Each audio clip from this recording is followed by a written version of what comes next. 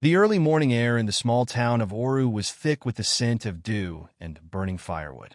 It was the start of another day for the Adewale family, whose lives were defined by their relentless struggle against poverty. The town itself was a picture of rustic simplicity: narrow dirt roads, modest brick houses with rusted tin roofs, and a marketplace that buzzed with activity every weekend. It was here, amidst this quiet backdrop, that Oscar Adewale's story began. Oscar's father, Colonel Adewale, was a man of unshakable determination.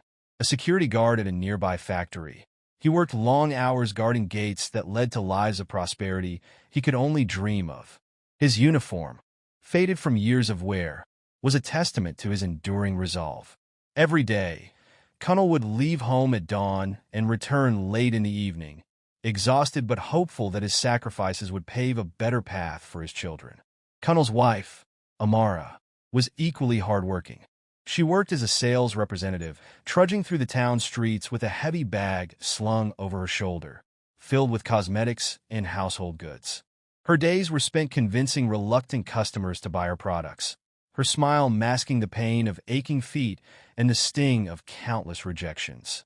Despite earning barely enough to feed their 3 children, Amara remained optimistic, her faith in God and her belief in education as a tool for liberation giving her strength. Oscar, the eldest of the 3 children, was an embodiment of his parents' hopes and dreams. At 16, he was a quiet and introspective boy, often lost in thought as he stared out of the window of their cramped one-room apartment. He had inherited his father's strong jawline and his mother's gentle eyes, but his personality was uniquely his own, a blend of resilience and ambition.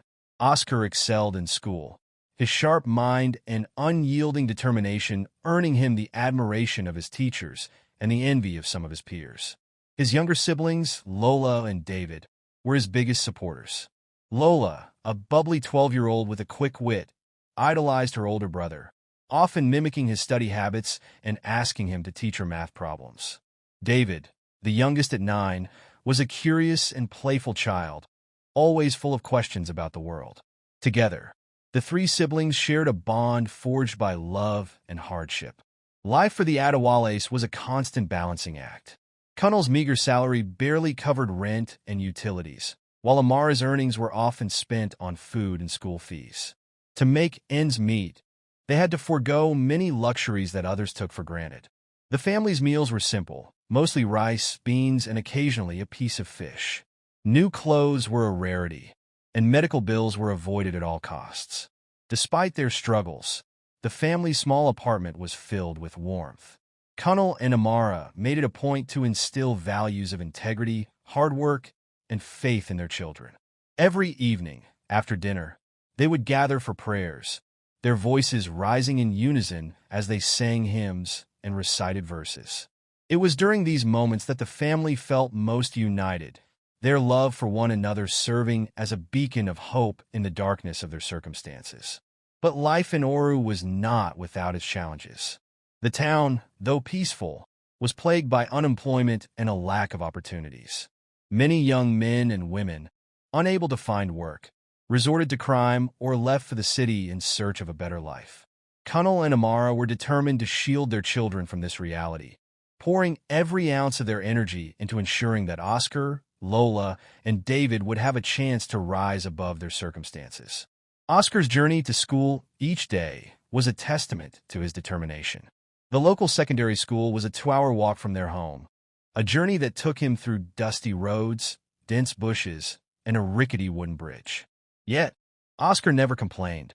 He saw his education as a ticket out of poverty, a way to repay his parents for their sacrifices.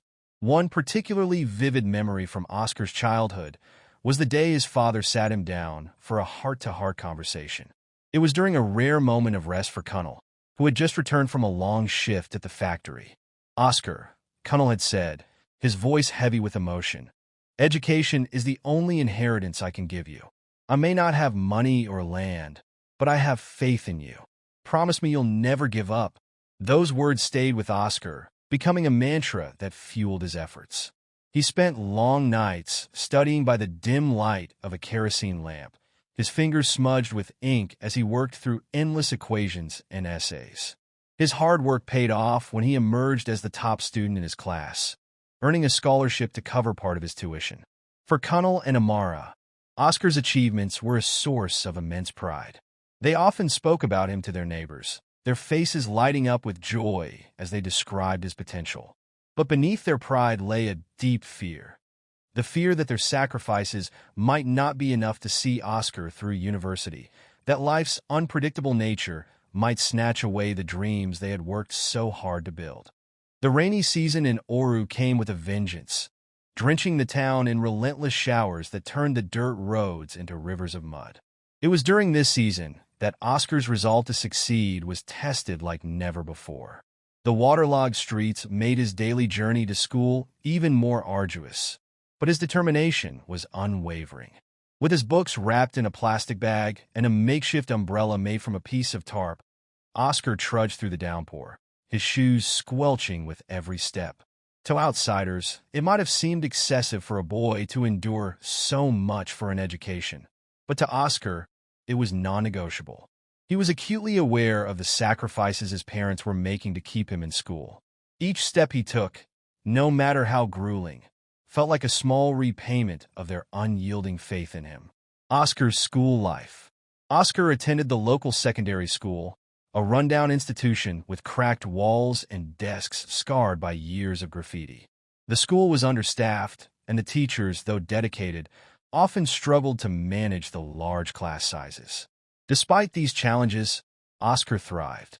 His favorite subject was mathematics, a discipline he found both challenging and exhilarating.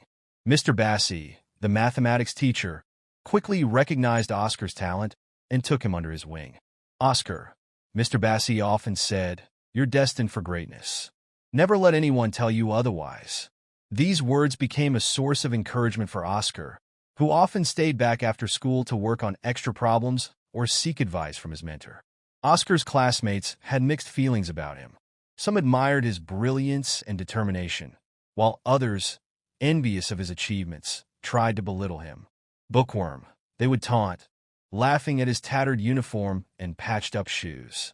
But Oscar never let their words deter him. Instead, he used their ridicule as fuel to push himself harder.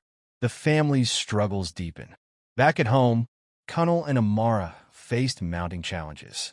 Kunnel's job as a security guard became increasingly demanding as the factory began cutting costs, forcing employees to take on longer shifts without additional pay. The physical toll on Kunnel was evident. His once strong frame grew thinner, and his face was etched with lines of exhaustion. Amara, too, found her work as a sales representative more grueling. The economic downturn meant that fewer people could afford her products, leading to dwindling commissions. Yet, she never complained. "God will provide," she would say, her voice filled with conviction. Despite their struggles, the couple remained united in their mission to give their children a better future. Late at night, when the children were asleep, Kunnel and Amara would sit together, whispering about their dreams and fears. "Do you think we're doing enough for them?" Amara asked one night, her voice trembling. Kunnel placed a reassuring hand on hers. "We're doing our best, Amara. That's all we can do." As Oscar approached the final year of secondary school, the pressure to perform reached its peak. The West African Senior School Certificate Examination, WAS, loomed on the horizon, a test that would determine his eligibility for university. For Oscar, this was more than just an exam. It was a gateway to a brighter future. The months leading up to the exams were marked by intense preparation. Oscar spent every spare moment buried in his books, often skipping meals to study late into the night. His younger siblings, Lola and David, became his biggest cheerleaders. "Oscar, you're going to be a big man one day," Lola said one evening, her eyes sparkling with admiration. David chimed in, "And when you are, don't forget to buy me a bicycle." Their words brought a smile to Oscar's face, even as fatigue threatened to overwhelm him. He was driven not just by his own ambitions, but by the knowledge that his success could lift his entire family out of poverty. The day the WAS results were released was one that Oscar would never forget. The entire school gathered in the assembly hall, where the principal read out the names of the top performers. When Oscar's name was announced as the best student in the school, the hall erupted into applause. Oscar felt a wave of emotions: pride, relief, and gratitude. He immediately thought of his parents and the sacrifices they had made to make this moment possible. That evening, he ran home, clutching his results slipped tightly. As he burst through the door, he shouted, "I did it! I passed with flying colors." Kunnel and Amara's faces lit up with joy. Kunnel pulled Oscar into a tight embrace, his voice choked with emotion. "You've made us so proud, my son." Amara wiped tears from her eyes, whispering a prayer of thanks. Even Lola and David joined in the celebration, dancing around the room with boundless energy. Oscar's exceptional performance earned him a scholarship to a prestigious university in the city. The scholarship covered tuition, but Kunnel and Amara would still need to scrape together funds for his accommodation, books, and living expenses. Though the challenge was daunting, they were determined to make it work. The weeks leading up to Oscar's departure for university were filled with a mix of excitement and anxiety. Amara busied herself, sewing patches onto his clothes and packing his belongings, while Kunnel worked extra shifts to save up for his son's journey. The day Oscar left for university was bittersweet. Standing at the bus station, Kunnel handed his son a small envelope. "Inside is some money," he said. "It's not much, but use it wisely." Amara hugged Oscar tightly, whispering, "Remember, we're always praying for you." As the bus pulled away, Oscar looked back at his family, their faces etched with a mix of pride and longing. He vowed to himself that he would make their sacrifices worthwhile, no matter what challenges lay ahead. Oscar's arrival at the University of Lagos was like stepping into a different world. The sprawling campus, with its towering lecture halls and bustling student population, was a stark contrast to the humble streets of Oru. The sight of students walking confidently in crisp clothes, carrying laptops, and discussing academic theories made Oscar feel both awed and out of place. But he reminded himself that he belonged here, that his hard work and sacrifices had earned him this opportunity. The first few days were overwhelming. Navigating the labyrinth of lecture halls, administrative offices, and hostels proved challenging. His new room in the student hostel was a far cry from the comfort of home. It was cramped, noisy, and shared with 3 other students. Yet, Oscar was grateful for it. It was his first step toward achieving his dreams. Oscar's roommates were a mixed bunch. There was Femi, a boisterous law student with an endless supply of jokes; Chijioke, an engineering student who was quiet and studious; and Yusuf, a political science major with big dreams of becoming a senator. Each of them brought a different energy to the room, and while their personalities often clashed, they became a makeshift family for Oscar. Femi, in particular, took a liking to Oscar. "You're too serious, my friend," Femi would often tease. "Life isn't just about books. You need to loosen up." But Oscar remained focused. He couldn't afford distractions, not when his family's sacrifices were weighing so heavily on his shoulders. Despite the challenges of adjusting to university life, Oscar quickly made a name for himself as one of the brightest students in his class. His professors took notice of his dedication, often praising his insightful contributions during lectures. But while Oscar excelled academically, the financial struggles back home continued to haunt him. Kunnel and Amara were doing everything they could to support Oscar's education. Kunnel took on extra night shifts, his health deteriorating from the lack of rest. Amara expanded her sales territory, walking even greater distances to find customers. Every month, they sent Oscar a small sum of money, apologizing for its insufficiency. Oscar, in turn, tried to ease their burden. He found a part-time job as a library assistant, shelving books and helping students with research. The pay was modest, but it allowed him to cover some of his daily expenses. Despite his busy schedule, he never let his job interfere with his studies. One day, while sorting books in the library, Oscar overheard a conversation between 2 students. "Did you hear about the internship at the tech company? They're offering stipends." Intrigued, Oscar approached them and learned about an internship program that could provide not only financial relief, but also valuable experience. Oscar applied immediately, pouring all his effort into the application. When he received the acceptance letter weeks later, he was ecstatic. The internship required him to work 3 days a week, balancing it with his studies. It was exhausting, but Oscar thrived under the pressure. By his third year, Oscar had become a force to be reckoned with. His professors often singled him out for praise, and he was invited to join the university's debate team. During one particularly memorable debate, Oscar argued passionately about the role of technology in eradicating poverty, drawing on his own experiences to make his points. The audience was captivated, and his team won first place. The victory brought Oscar a small cash prize, which he immediately sent back home. Kunal and Amara were overjoyed, not just because of the money, but because it was a tangible sign of their son's success. "He's making us proud," Kunal told Amara one evening, his voice filled with emotion. While Oscar's academic journey was filled with triumphs, his social life was more complicated. He struggled to connect with some of his peers, many of whom came from wealthy backgrounds and couldn't understand the depth of his struggles. There were moments of loneliness when Oscar missed his family deeply.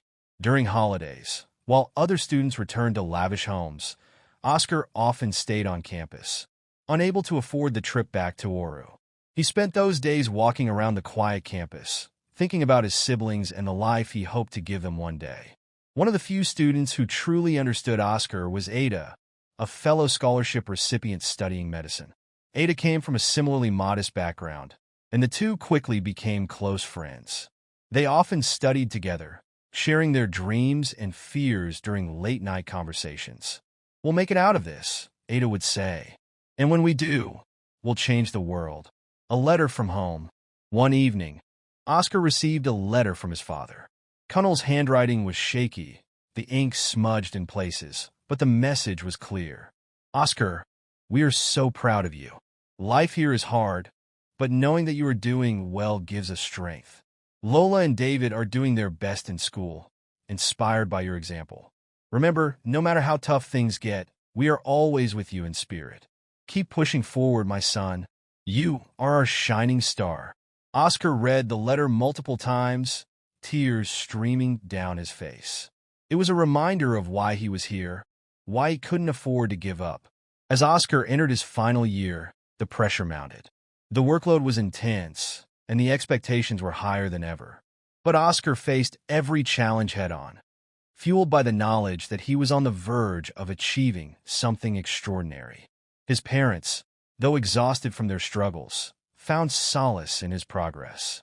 Lola and David, too young to fully understand the gravity of their family's sacrifices, looked up to Oscar with unwavering admiration. The final exams were looming, and the air around the university campus was thick with tension.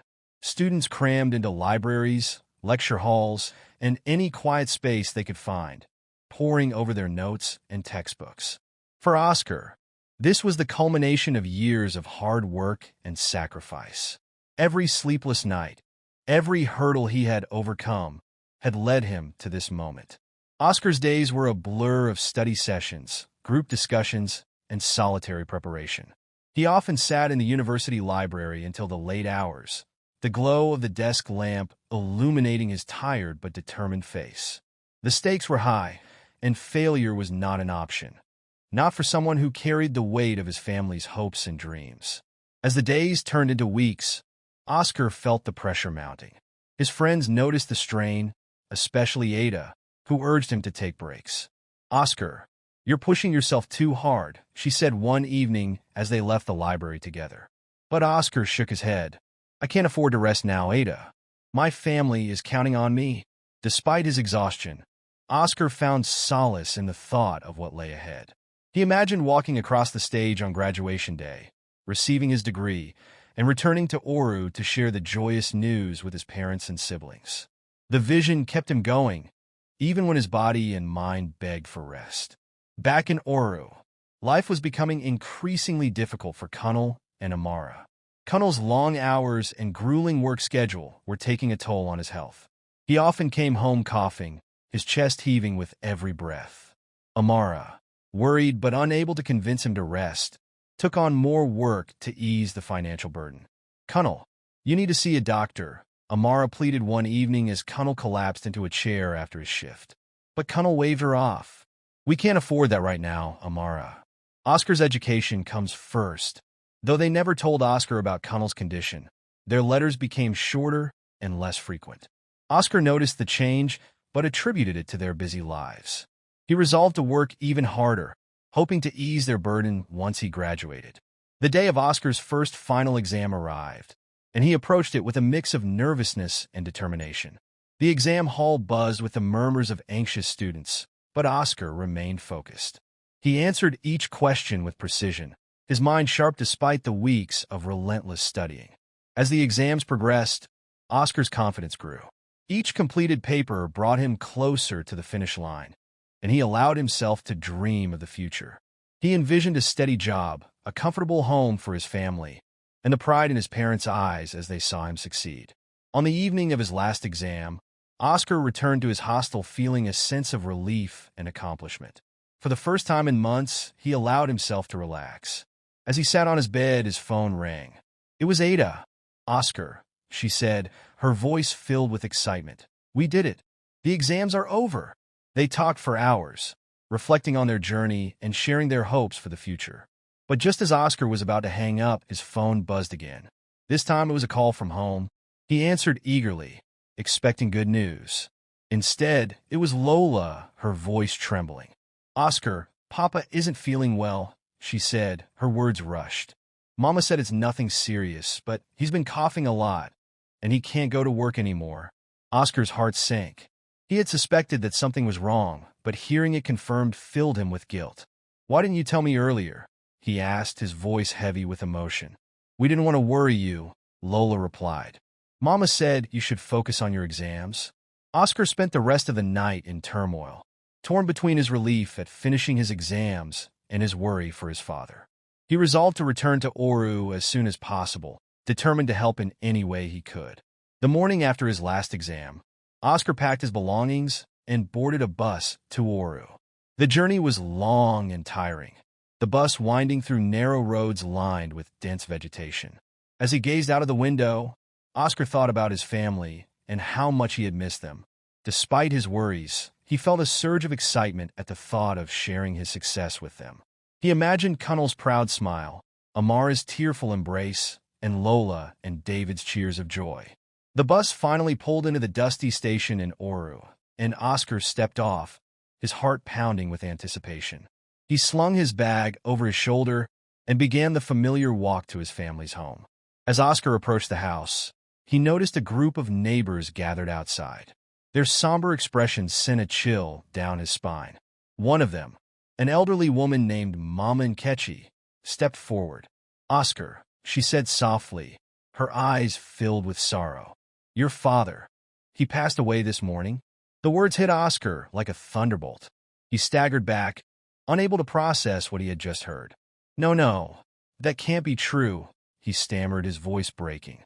Amara emerged from the house, her face pale and tear-streaked. She pulled Oscar into a tight embrace, sobbing uncontrollably. "He fought so hard, Oscar," she whispered. "He wanted to see you graduate, but his body couldn't take it anymore." Oscar stood there, numb with grief.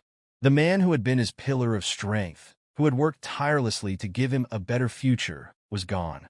The days that followed were a blur of mourning and regret. Connell's funeral was a simple affair, attended by neighbors and friends who spoke of his kindness and dedication to his family. Oscar remained silent throughout, his mind consumed by thoughts of what could have been. As the family grappled with their loss, Amara took on the role of both parents, her resilience shining through even in her grief. "We have to keep going," she told her children, her voice firm despite her tears. "Connell wouldn't want us to give." Oscar stood by his father's graveside long after everyone had left. The freshly turned earth felt like a weight on his chest, a stark reminder of the finality of death. The man who had sacrificed everything for him, who had endured endless nights of exhaustion and pain, was now gone. Oscar couldn't shake the guilt that gnawed at his soul. Had he been too focused on his studies to notice the signs? Could he have done more to help? Life in the small home in Oru became even more difficult. Amara, now a widow, bore the brunt of the family's struggles. She took on more work, selling goods from dawn till dusk. Her once vibrant smile was now a shadow of itself, replaced by a determined but weary expression. Oscar tried to help where he could. Despite the emotional toll of his father's death, he applied for jobs tirelessly, sending out resumes and attending interviews in nearby towns. He was determined to fulfill the promise he had made to himself, to lift his family out of poverty. But the job market was unforgiving. With no connections and a lack of experience, Oscar found himself facing rejection after rejection. Each rejection letter felt like a blow, but he refused to give up.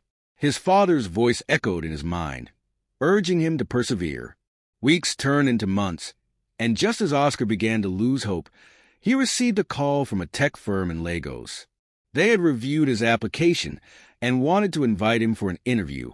It was the opportunity he had been waiting for, a chance to prove himself and honor his father's sacrifices. Oscar prepared meticulously for the interview, borrowing a suit from a neighbor and spending hours researching the company. On the day of the interview, he boarded a bus to Lagos, his heart pounding with a mix of excitement and nervousness. The interview went better than he could have imagined. The panel was impressed by his knowledge and determination, and 2 weeks later, he received an offer letter. The salary was modest, but it was enough to support his family. Oscar's return to Oru with the news brought a rare moment of joy to the household. Amara wept tears of relief, and Lola and David clung to Oscar, their eyes shining with pride. For the first time in months, there was a sense of hope. But life had one more cruel twist in store. Just as the family began to rebuild, tragedy struck again. One morning, while on her way to the market, Amara collapsed on the roadside. Passers-by rushed her to the local clinic, but it was too late. The stress and overwork had taken their toll, and she succumbed to a heart attack. Oscar was shattered. Losing his father had been devastating, but losing his mother felt unbearable. She had been the glue that held the family together, and now she was gone. Lola and David, too young to fully comprehend the magnitude of their loss, clung to Oscar for comfort. Oscar, now the head of the family, vowed to take care of his siblings no matter what. Oscar moved Lola and David to Lagos, determined to provide them with a better life. He enrolled them in good schools, using his salary to cover their fees and living expenses. The adjustment was difficult for all of them, but Oscar refused to let his siblings suffer the way he had.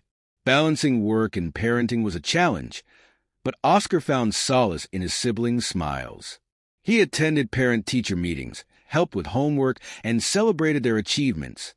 Every milestone they reached felt like a victory against the odds. Despite his efforts, Oscar often felt the weight of loneliness. He missed his parents deeply, especially during moments of triumph when he longed to share his successes with them. But he kept their memory alive, sharing stories about them with Lola and David, ensuring they understood the sacrifices their parents had made. Years passed, and Oscar's hard work began to pay off. He received promotions at work, earning enough to provide a comfortable life for his siblings. Lola excelled in school, earning a scholarship to study medicine, while David pursued his passion for engineering. On the day Lola graduated from medical school, Oscar stood in the audience, his heart swelling with pride. As she walked across the stage to receive her degree, he thought of Kunal and Amara, imagining their smiles. That evening, the siblings gathered to celebrate. "You've done so much for us, Oscar," Lola said, tears in her eyes. "We wouldn't be here without you." David nodded, his voice filled with emotion. "You've been our rock, our guide. Thank you for everything." Oscar smiled, his eyes glistening. "I only did what Papa and Mama would have wanted. We owe everything to them." The pain of losing his parents never truly left Oscar, but he channeled it into strength and purpose. He dedicated his life to ensuring that Lola and David had opportunities he had never dreamed of. In the quiet moments, when the weight of his responsibilities felt overwhelming, Oscar would think of his parents. He imagined them watching over him, proud of the man he had become. Their sacrifices had not been in vain, and their legacy of love and resilience lived on through him and his siblings. As the years went by, Oscar found peace in knowing that he had honored his parents' memory. Though life had tested him in unimaginable ways, he had emerged stronger, carrying the lessons of his past into a brighter future. The story of Oscar and his family became a testament to the power of love, sacrifice, and perseverance. A reminder that even in the face of unimaginable pain, the human spirit can endure and triumph.